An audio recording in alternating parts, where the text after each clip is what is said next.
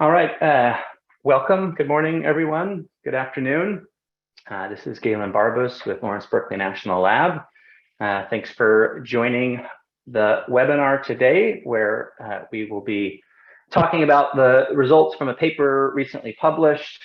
The paper is called Private versus Public Value of U.S. Residential Battery Storage Operated for Solar Self-Consumption.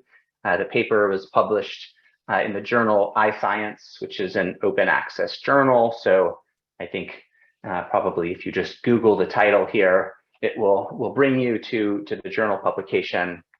We also have it accessible through the LBNL website.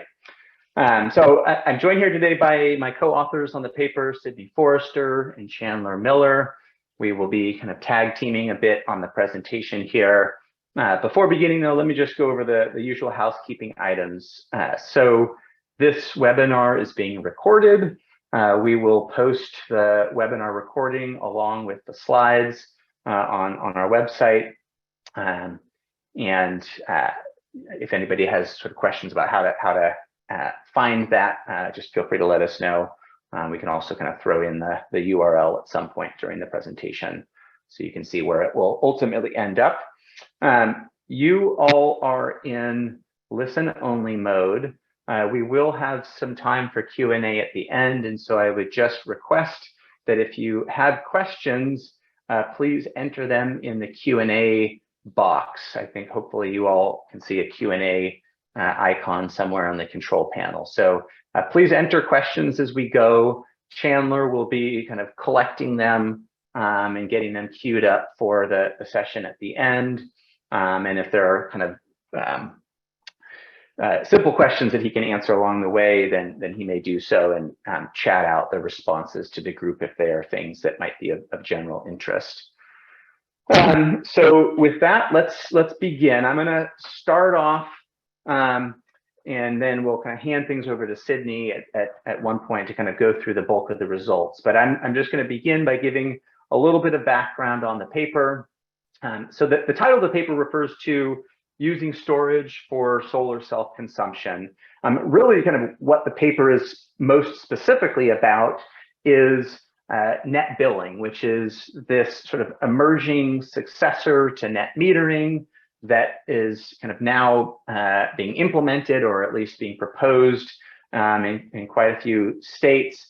And the basic defining feature of net billing is it has this asymmetric pricing structure where solar generation that is directly and kind of contemporaneously used to meet load in real time, that offsets load at the retail price of electricity, and therefore that portion of the solar generation is valued at the full retail rate. But any solar generation that's exported to the grid, which is basically the kind of the area A in the schematic shown here, that portion of the solar generation is compensated at some sort of grid export rate that is typically less than the retail rate. And so what that asymmetric pricing structure does is it basically sets up an incentive for arbitrage for solar customers that also have battery storage, where they can use the storage to absorb that surplus kind of exported solar generation in area A, and then discharge the battery to meet residual net load in later times of the day and the evening, which is the area C in the schematic here. And so the basic question that we seek to answer in this paper is whether this kind of arbitrage behavior, what kind of benefit that provides to the electric system. And then secondarily, how does that then compare to the private benefit that the solar plus storage customer receives by virtue of using their storage system in this manner. So the results, which Sydney you're going to go through, are pretty dense. She's going to do a great job of kind of distilling it down. But I thought it would be helpful just to kind of lay out up front what really kind of the key takeaway findings are. And so first, and I'm just going to kind of run through these in sequence. So the first is that the bill savings that the customer receives through arbitraging between grid export prices and retail prices typically is not enough on its own to justify the cost of a storage system. Now, to be clear, there may be other value streams, including the resilience value associated with having storage available for backup power, that collectively may make storage an economic investment for the customer. But at least when we just look at kind of average retail prices and wholesale prices, the delta between those two typically is not going to be enough on its own to justify that upfront cost. So that's kind of the private value piece. The other key findings here relate more to the public value. And so the first one here, item number 2, is that when net billing is coupled with flat retail and grid export prices, the resulting storage dispatch profile yields virtually no value to the electric system. And so this is kind of one of the sort of top line findings. But I do want to be clear that, that sort of somewhat extreme outcome is really linked to this bookend case that we'll be talking about in more detail, where you've got flat prices. If you then introduce time varying rates, particularly ones that have a fairly high level of differentiation between peak and off-peak prices, that can certainly mitigate this deficiency. The value is no longer 0. It continues to be suboptimal though, but that suboptimality can be kind of mitigated through time varying rates, and particularly if customers are allowed and incentivized to discharge their batteries to the grid during kind of the small number of very high value hours during the year. A lot of our analysis is based on looking at historical market prices. Going forward, as solar penetration on the grid increases, we will expect to see the temporal profile of wholesale prices shift to resemble kind of the proverbial duck curve that probably all of you have encountered at some point. And as that happens, we might expect to see greater alignment between the dispatch profile of storage when used under net billing rate and kind of the timing of when wholesale prices peak. And in fact, we do see that there is some improved alignment and that the value of storage dispatch increases when wholesale prices shift in that way. But the value still is suboptimal, and somewhat surprisingly, we actually found that the suboptimality relative to sort of a more idealized dispatch actually grows as renewable penetration on the grid increases for reasons that we'll talk about a little further as we proceed. So with that, I'm going to just very quickly go through some of the key elements of our data and methods before then handing it over to Sydney. So on the left-hand side, we have kind of 3 boxes summarizing the 3 different sets of time series data that kind of flow into the analysis. So first, there's the load data. And for the core analysis that we'll mostly be focusing on, we rely on metered hourly load data collected from about 1,800 residential customers, all of whom did not have any PV. Those customers are spread across 6 different utility service territories, and the data were collected over the years 2012 to 2013. We then pair that load data with simulated hourly solar generation, which we developed using NREL's SAM model based on the same time periods and locations as the load data. And then lastly, we bring in market data primarily consisting of day-ahead hourly energy market prices and balancing authority loads, again, for the same locations and time periods as the customer data. Those kind of 3 different sets of time series data then flow into our storage dispatch model, along with a variety of other assumptions related to PV and storage sizing and tariff design and other items. That dispatch model then dispatches storage really to maximize the private value to the customer, given the tariff design. And the output of that model, it consists of both kind of the public value and the private value. The public value really consists of two elements: that energy value based on wholesale market prices, and what we call the peak value, which I think you can think about as sort of roughly coinciding to generation and T&D capacity value, though it is somewhat a broader concept than just that. So those are the two elements of the public value that we look at. Certainly there are other sources of value that we haven't looked at, so we want to be clear that this is not a kind of a comprehensive treatment of all the different kind of sources of value, but we're really focusing on kind of energy and peak values in particular. Throughout all of the analysis, you'll see results presented in units of dollars per kilowatt hour of storage capacity. And so if, for example, the number given is $10 per kilowatt hour of storage capacity per year, you can think about that as, for a 10 kilowatt hour size storage unit, that is $100 of value per year, multiplied over a 10-year lifespan is, roughly $1,000. So that's how to kind of interpret those metrics that you'll be seeing kind of repeatedly throughout the analysis.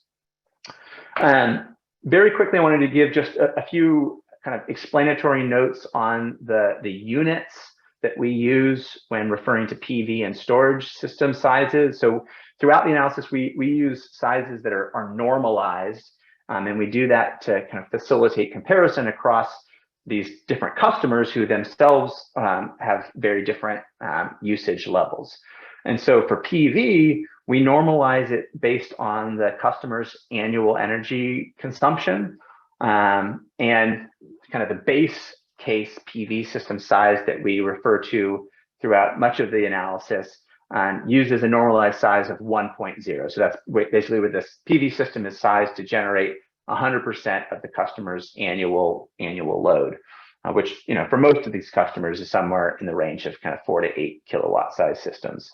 For storage, we normalize it instead based on average daily PV generation, and the base case that we use in many of the results assumes a storage size equal to 0.5, which basically means that the storage is sized to be able to absorb 50% of average daily PV generation, which for a typically sized PV system would equate to a storage unit of about 10 to 15 kilowatt hours in capacity. So hopefully that's clear. And then the last little bit that I'll cover before handing things over to Sydney is to just talk a little bit more about the load data. This is kind of one of the more unique elements to the analysis, I suppose.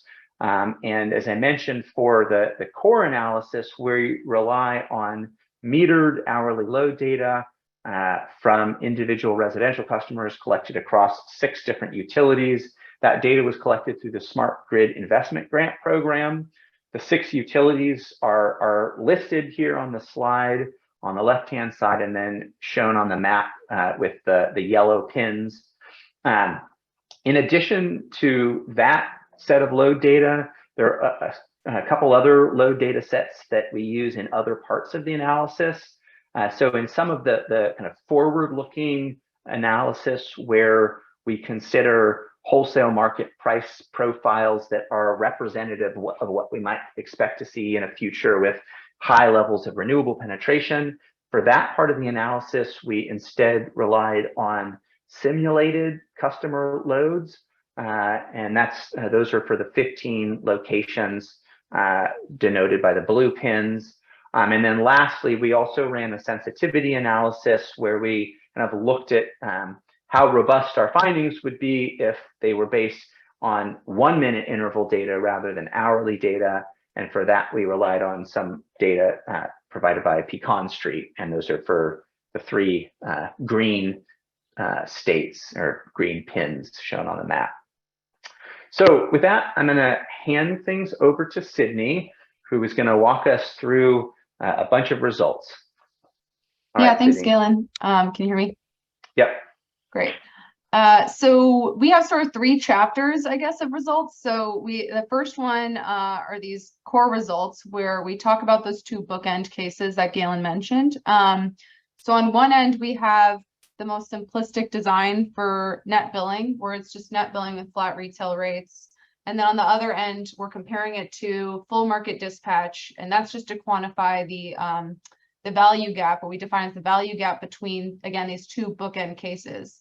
Like Galen mentioned, a lot of this analysis is using historical empirical data, which we wanted to leverage. But the one challenge that introduced was that it was back in 2014. So as Galen mentioned, we wanted to make sure that what we were finding was relevant to today's grid, which is obviously very different. So we look not only at today's grid, but into the future at this higher renewable scenario and see what happens. And then finally, the third chapter is again, from those two bookend cases, stepping through and seeing how each design element for these tariffs essentially narrow that value gap. So again, we do recognize that there are states that are sort of along the spectrum in terms of between these two bookend cases where they lie. So this allows us to sort of parse out the contributions of each in a stepwise fashion. So now getting to the slide here, just to really hammer home what we mean by this low bookend case. Again, so we have that net billing asymmetry, and then we're layering that on top of flat retail rates. So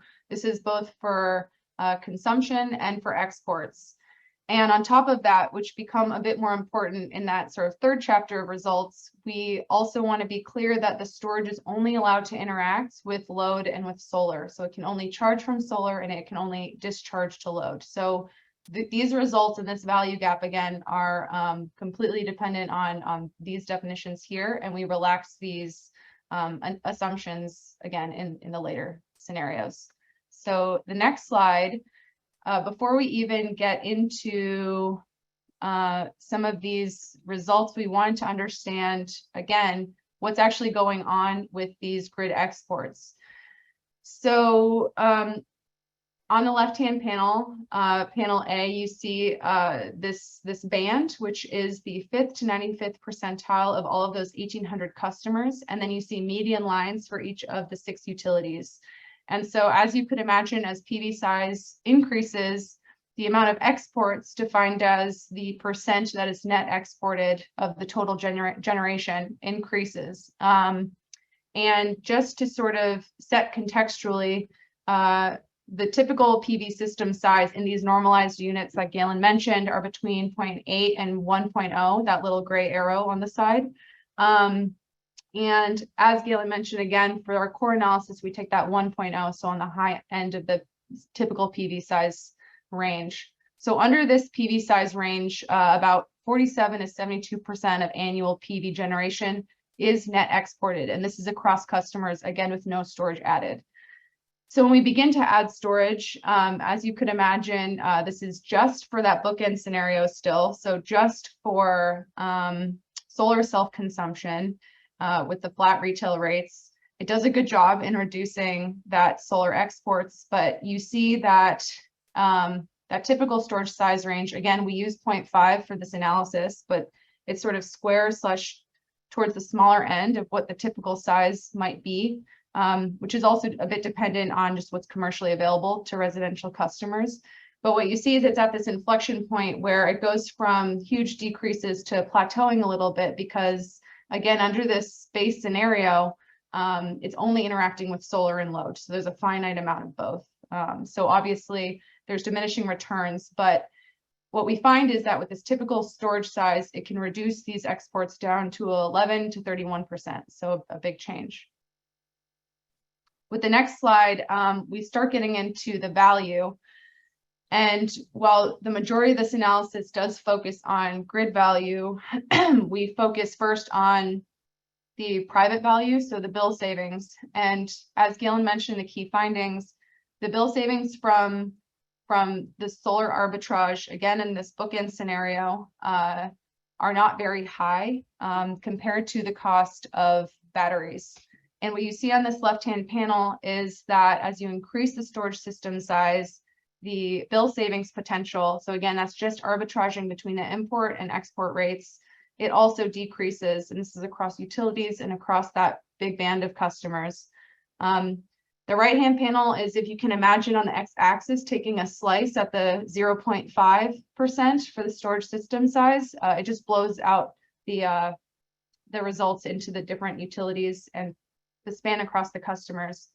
So the upshot here is that compared to the residential storage prices today, the payback period, again, of the bill savings just under the scenario, the space case, would lead to about a 20-year payback period. And again, currently the lifetime is probably 10, maybe 15 years for these systems. But again, Galen mentioned it, but it's important to note that a lot of residential storage is being adopted for resilience purposes, and there could be other things like incentives that might make sense to adopt. So it wouldn't necessarily prevent customers from adopting. It just wouldn't make sense to adopt solely for solar self-consumption under this net billing with flat retail rates. So shifting now into grid value. So first looking at just energy value, we just use this as a snapshot to show the general alignment between the red. So this would be what's going on with the flat retail rates and just trying to use the storage for self-consumption. And then with the yellow, which would be full market dispatch. So what you can kind of see here is that the lowest prices in this case are overnight, but obviously the battery is charging up when there's excess solar, so middle of the day. And then in the evening times where the prices are increasing, the battery is dispatching. So it gets a little bit of that alignment. However, it continues to discharge overnight when prices are relatively low. So there is general misalignment. So in this next slide, we have how it manifests in terms of value across the utilities and across the customers. Galen mentioned again, but I'll just highlight that this is for a PV size with the normalized units of 1 and storage size of 0.5. But what you can see here is, if you could picture that yellow full market dispatch, that's sort of condensed into this yellow line here, and then the red line of what's going on for the solar self-consumption under flat retail rates and net billing. That's this box and whisker plot, which is so narrow that it just looks like the black line. So you see here that it's sort of hovering around that $0 amount, and the y-axis is, just to reiterate what Galen said, this is dollars per kilowatt hour of storage capacity annually. So when you compare that to the yellow, you get $16 to $23 of kilowatt hours per storage annually. So for a 15 or even just a 10 kilowatt hour system, that's a few $100s a year. The one exception here is Lakeland Electric. It was not near or in an organized market, so system lambdas are just generally a bit less peaky, less volatile. So when we look at moving from energy to peak value, we have here again just a brief illustration so you can see a couple of things that I want to point out. So what's going on during the peak load day is that the customer itself also has high load. So if the battery can only interact with the solar system and with load, then what's going on is with flat retail rates, the solar is going directly to serve load, and there's not as much solar to actually feed into the battery just because the customer's load is high. So one thing you'll notice is that the magnitude of this red curve is pretty small. Moreover, when you look at then the timing of the charging and discharging, you still have that charging during close to solar noon, and not necessarily overnight with that early morning trough. And again, you have the discharge happening towards the higher value evening time, but not exactly pinpoint on the highest value time. And then again, it sort of trails off into the night during the lower prices, but it misses that precise peak. So again, how this manifests in the next slide, on the panel B, this is a similar panel to the energy value. It reads the same way, but this time we're just focused on that peak value. Important to note here, is that the way that we define peak value was $50 per kilowatt year spread over 40 hours. And we don't talk about it a lot in this presentation, but it's in the paper, and we'll be happy to answer more questions about it. But we do define peak value across different definitions. So things like transmission, distribution, and bulk system capacity. And we also look at its robustness across different hours of peak. So over the top 10 to the top 100 hours of the year, how it might affect the battery's ability. So you can see here on panel A, the coincidence or the capacity factor. So the battery's ability to capture that value and how that might shift. But regardless, the way you can interpret this here is that with that $50 per kilowatt year over 40 peak hours, you see that it's a bit more of a spread, but this would be $6 to $13 per kilowatt hours of storage capacity. And of course, if the peak value was higher in certain scenarios, the value gap would widen. And sometimes the peak value could be zero, in which case, obviously, the value gap would be zero. But just a quick note there. So these results all were focused on historical data. So like mentioned before, we want to make sure that that we understood what was going on in a grid that looks more like the current grid and into the future. So in the next slide, we show we did. So we used NREL's Cambium. We used their low renewable energy cost scenario. So low renewable energy cost means higher renewable energy penetration. And we went from 2020 through 2050. So just to get an idea, each balancing area ends up with a different generation makeup, but across the US, this high renewable scenario led to about 60% of total US generation coming from wind and solar. And most was actually, the biggest increases were in solar.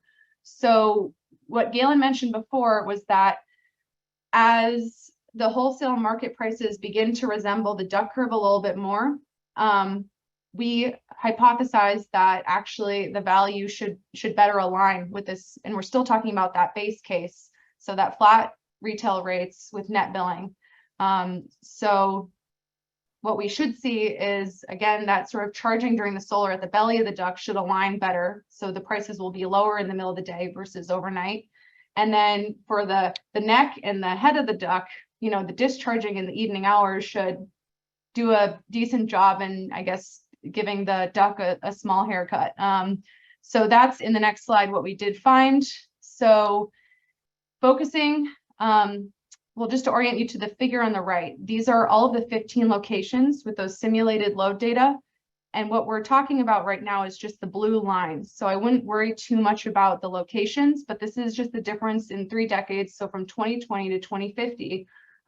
So when we talk about that better alignment with the duck curve, what we're talking about is that blue line change. So across all of the 15 locations, the coincidence improved. So what you see notably is that even where negative, all of a sudden we shifted into the positive. So, you know, even just this price insensitive net billing discharge behavior is net beneficial to the grid, but it increased by an average of $10 per kilowatt hour storage capacity annually over these 15 locations. But what Galen hinted at earlier is that now you compare that with the yellow difference, and what you see there is that's the market potential that changes from 2020 to 2050. And so what we're finding is the gap between the yellow and the blue dot in 2020 versus 2050, the gap has actually widened. So even though there was an increase of $10 per kilowatt hours of storage capacity, that's compared to $26 of potential. So that is mostly because the prices become a bit more volatile. And what we saw earlier in just the little illustrations is that without, with net billing under flat retail rates, the storage is just not able to capture those precise or super peaky hours. So then finally moving into probably the most interesting, but also dense part of the paper was, again, we've only so far talked about the 2 bookend cases. So net billing under flat retail rates and full market dispatch.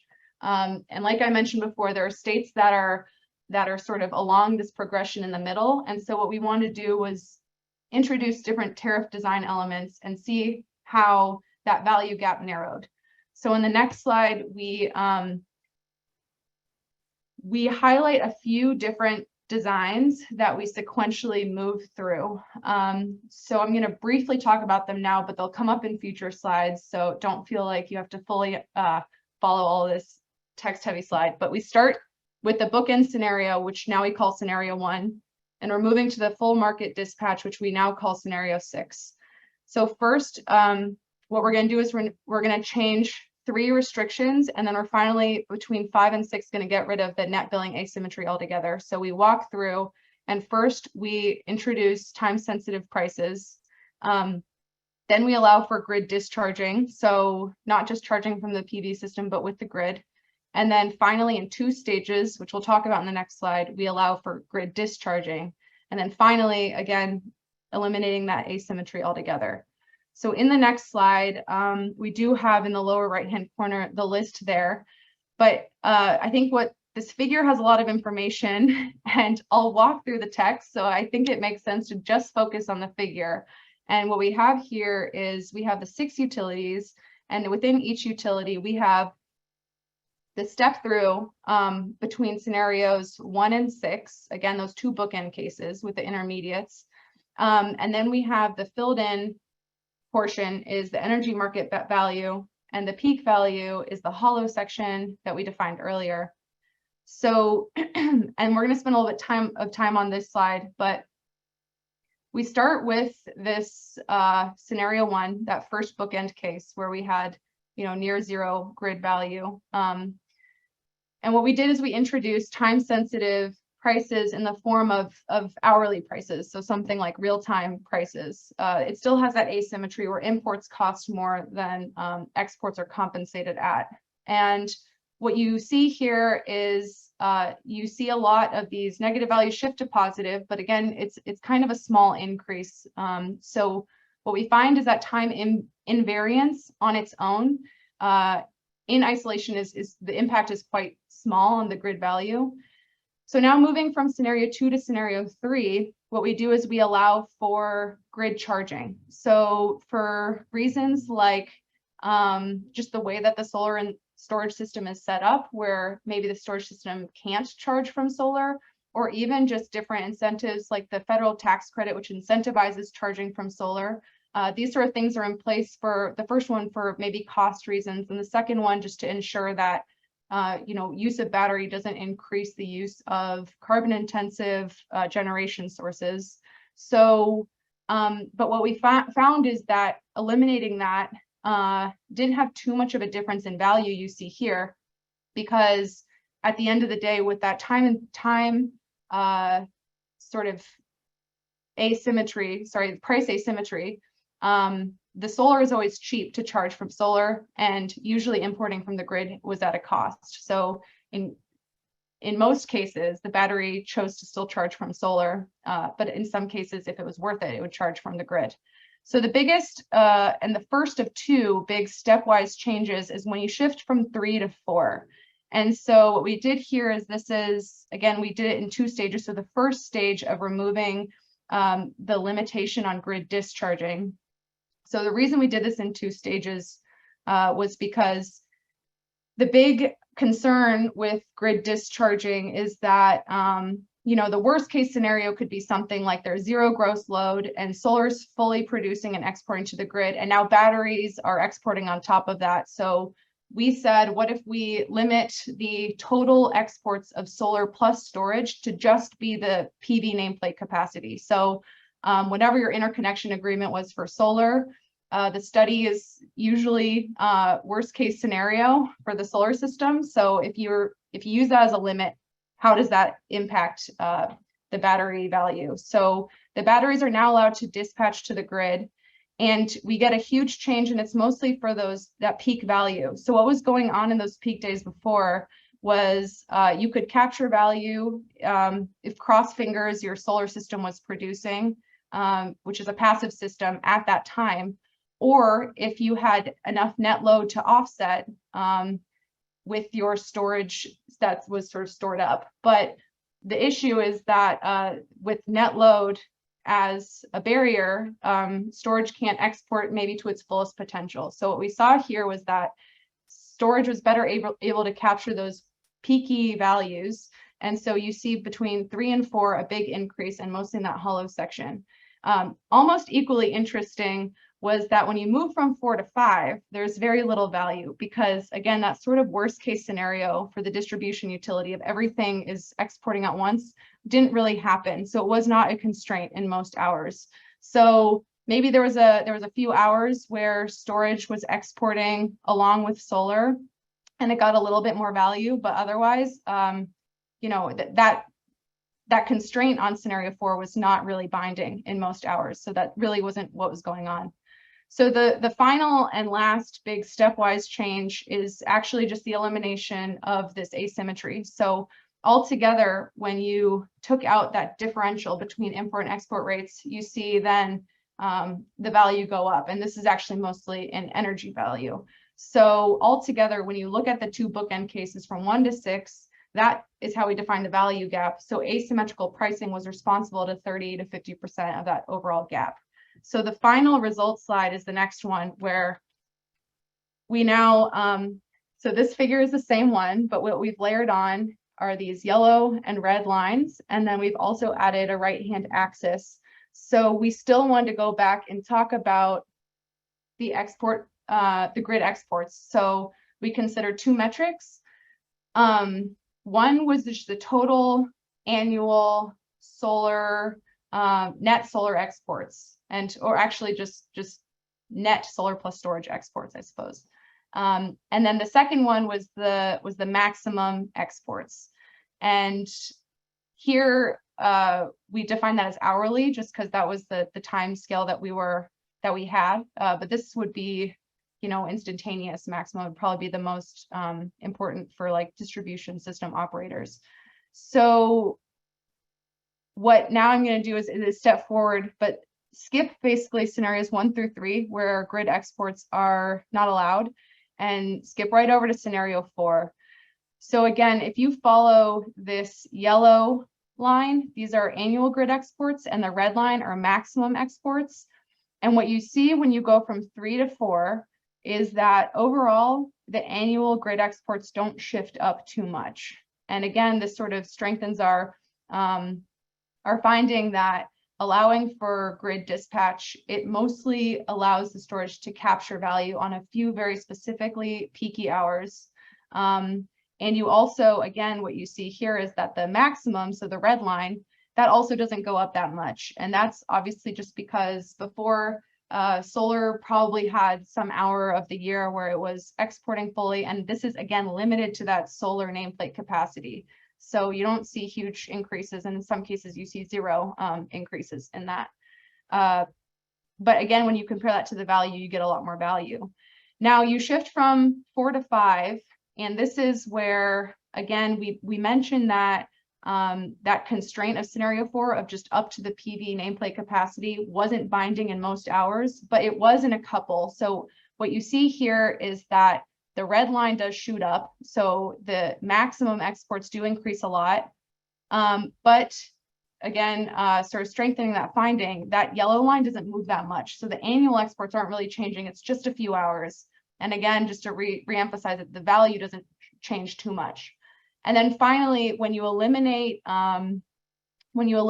the asymmetry altogether, as you would expect, if a battery is operating like it's sort of like a utility scale battery, just full market dispatch, it's going through a lot more cycles, and you're getting huge increases in the annual grid exports. And that would be, again, that other bookend case where we've removed net billing completely. So the takeaways here are that there is a bit of a sweet spot here in scenario 4, where we have achieved 50 to 70% of the potential market value, but we haven't really increased a lot of annual overall grid exports. And we also haven't increased the hourly maximum grid exports all that much. So what we do here is just highlight, I guess the other thing I'll mention too is that net billing you see just when you remove net billing, the huge change. So net billing does sort of do its job, I guess, of keeping the annual grid exports down. So with that, I think I am turning it back to Galen for a couple of conclusions. Great, thank you, Sydney. That was excellent. So yeah, just very quickly, I'll kind of just offer some high-level conclusions that emerge from this work, and then hopefully we should have maybe 15 minutes or so left for Q&A. So I think the overarching bottom line conclusion from all of this is that net billing, which, as noted by nature, involves an asymmetric pricing structure for grid exports versus self-consumption, that pricing structure, it kind of has no fundamental underlying economic rationale.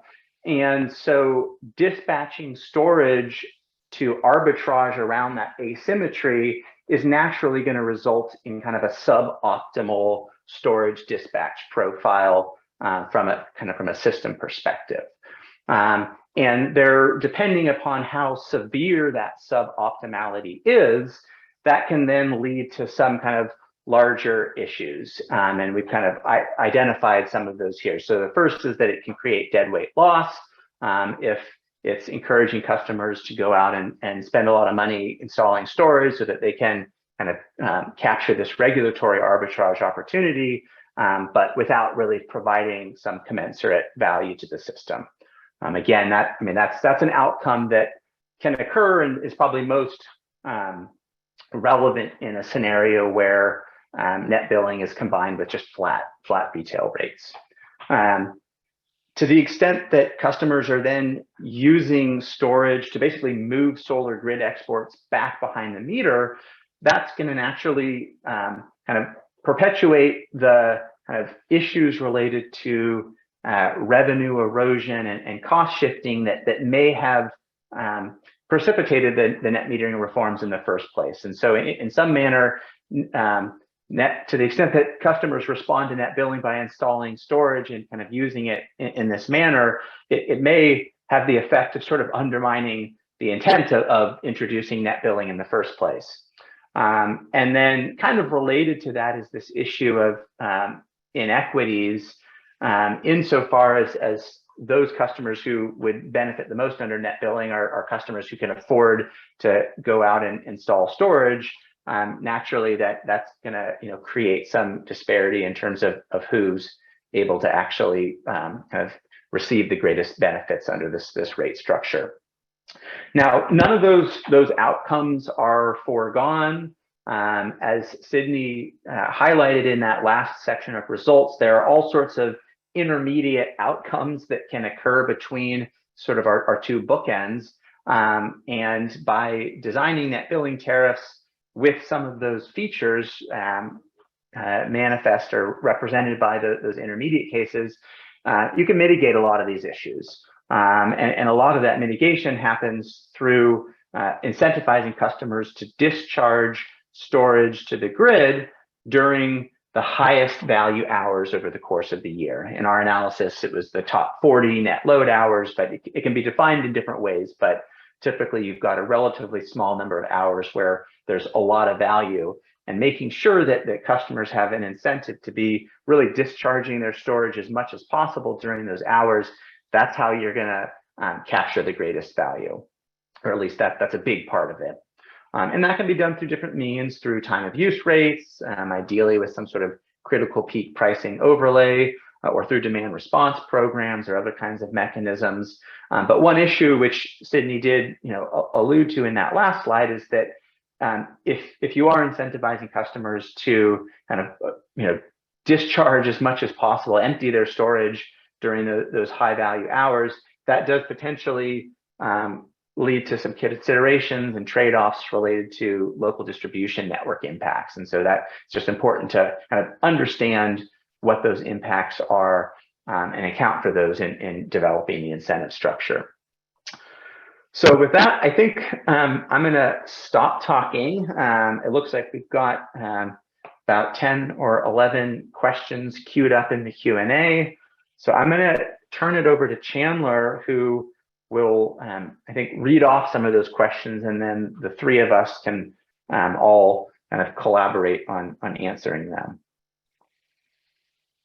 Great, thanks, Galen.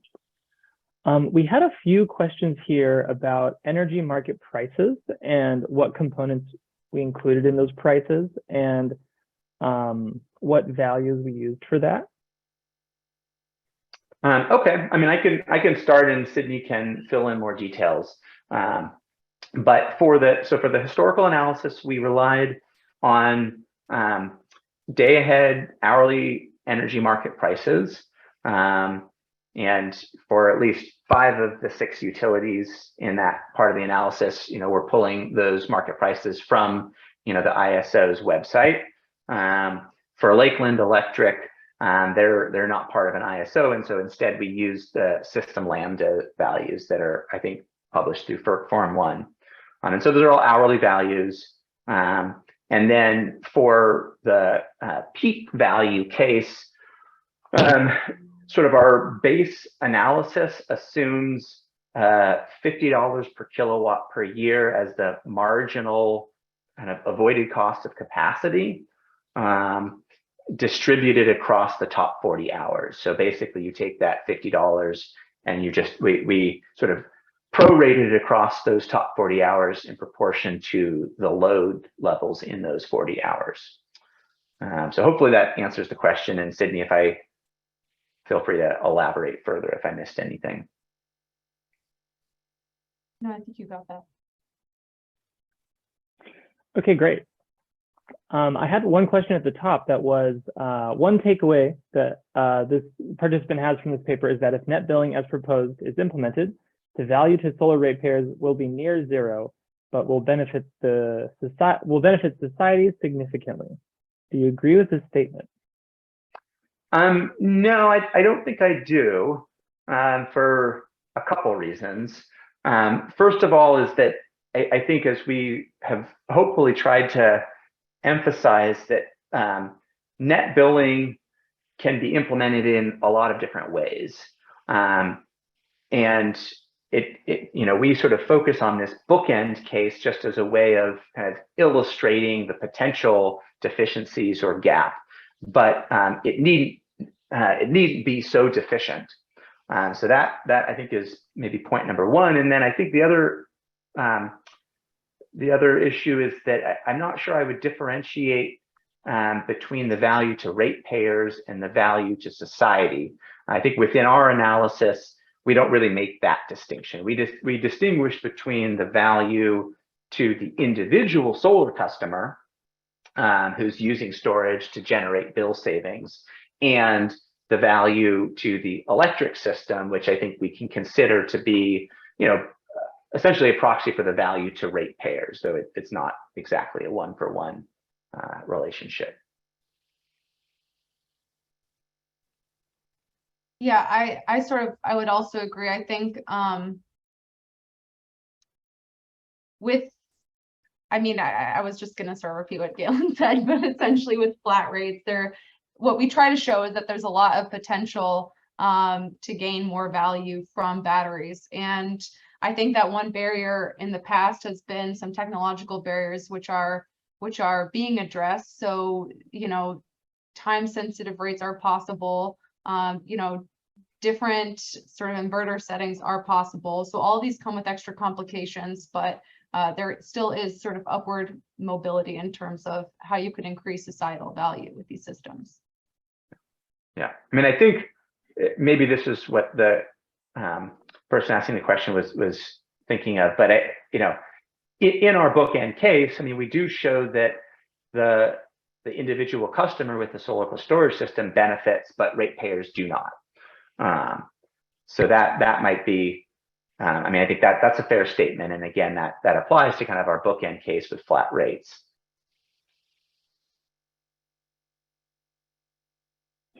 Great. There were a few questions here asking about how we sort of calculated the lifetime payback of the system, or how we included capital costs, or how we looked at value kind of over system years. So I think it would just be great to sort of clarify what we're talking about here when we're talking about the value of the system and sort of why we focused on sort of the value that we did focus on. Okay, well, I can start and you guys can jump in as well. So, I mean, we, for the most part, didn't really consider the capital cost of the system other than just as a way of kind of gauging whether the private value associated with using storage for arbitrage would be enough to warrant an investment in a system. But, you know, we were not sort of endogenously simulating the adoption decision. You know, we were just stipulating PV and solar and storage systems of a particular size and looking at basically what the value to both the private customer and the broader electric system would be of systems of those sizes under different kind of rate structures and dispatch schemes. And the reason I think why we focused on kind of the values that we did is because I think in discussions around net metering reforms, you know, the issue that is often front and center is kind of this question of cost shifting and whether the benefits that the individual customer with the distributed resources receiving, whether that is sort of on par with the value that's being provided to the electric system or to ratepayers more generally. And so I think that's why we sort of focused on those two pieces as being kind of the I guess subjects or boundaries of the cost benefit analysis that most often comes up in these discussions. Yeah, and I think one thing too is that we did, since we were comparing across multiple regions, there were some cases where we talk about value, but in a way that in which we sort of standardized across locations, so it might not perfectly match up. Like the one big example would be that peak value case where we talked about how we used $50 per kilowatt year over 40 hours, which obviously would be highly differentiated across rules and locations. And just that's sort of the fundamental truth with anything that's super locational.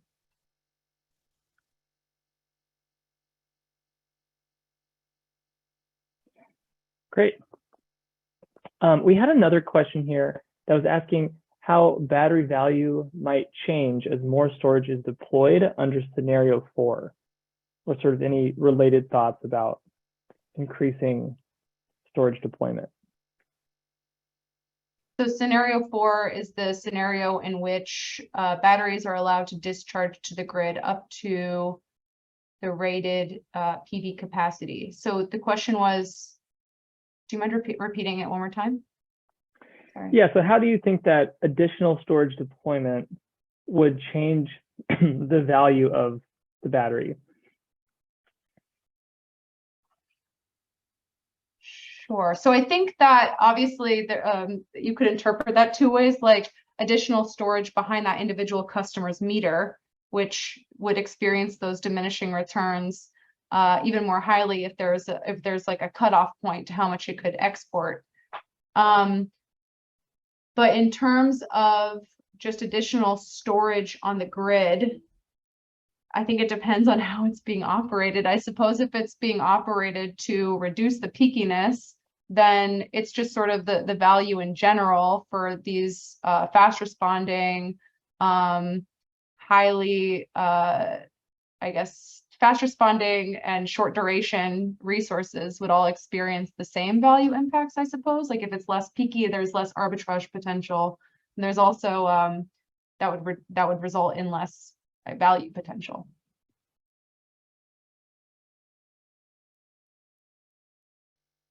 Great.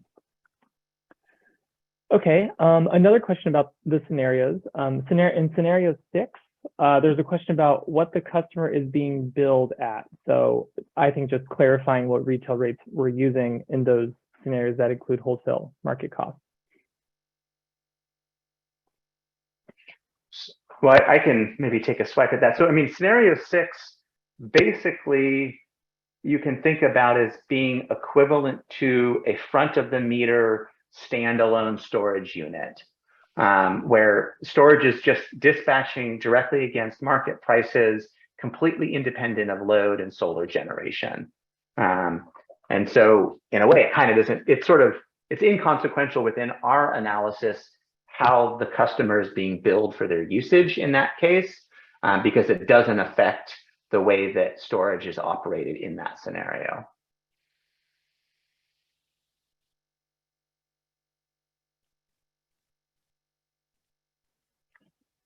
And a similar question for that scenario is how we decided on using a $50 per kilowatt year value. Yeah, so this was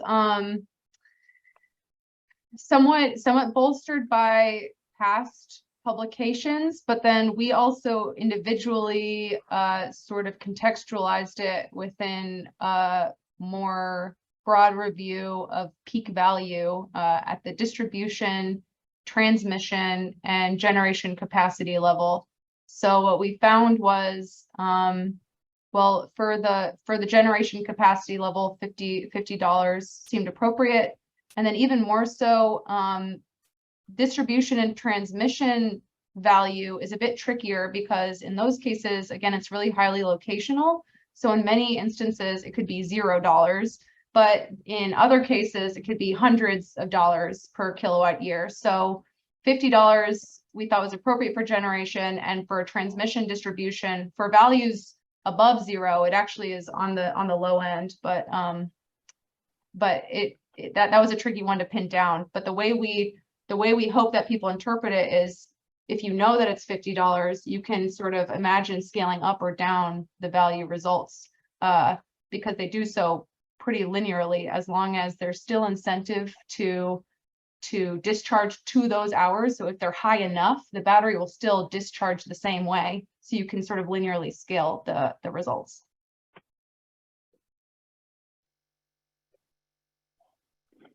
Okay, great. We have another question here that is more of a broader question about how this research might better inform the decisions made by public utility commissions. Yeah, I mean, I mean, just at a very basic level, I think it should, I think what we hope to achieve is that as public utility commissions consider net billing, that they anticipate how customers with storage will respond. So, I mean, just at a very basic level to sort of be thinking about that, because increasingly larger and larger fractions of new solar adopters are pairing their systems with storage. So being aware of that as a potential interaction and an important one. And then I think, the other really key piece is that, as we've shown, doing net billing with flat rates is just really bad. I mean, it ends up leading to kind of perverse or very suboptimal outcomes. And so if and when states move towards net billing, it just becomes even more important that they do so in conjunction with developing time varying rates that are sort of appropriately linked to the times when grid value is highest, and are thinking about not just capturing sort of average variations in grid value, but also kind of those infrequent but very high value hours over the course of the year. Yeah, the only thing I'll quickly add too is that sort of at the state level, there might be some impacts, not only just with rate design, but also with interconnection agreements and sort of what's permitted there. Because I think that a lot of so the time sensitivity is one aspect, but then the interaction with the grid was another. And so I think that interconnection agreements are also really important as they pertain to this topic.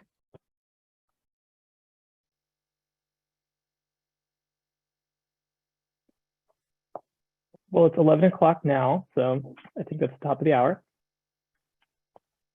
Yeah, so I will just close things out briefly here. So thanks everybody for joining, and apologies to those whose questions we didn't get a chance to answer. Certainly feel free to reach out to us. You've got at least my email address here. I should have put Chandler's and Sydney's up as well. But feel free to email any of us. Thanks again for joining, and we look forward to seeing you the next time. Take care. Bye-bye. Thank you.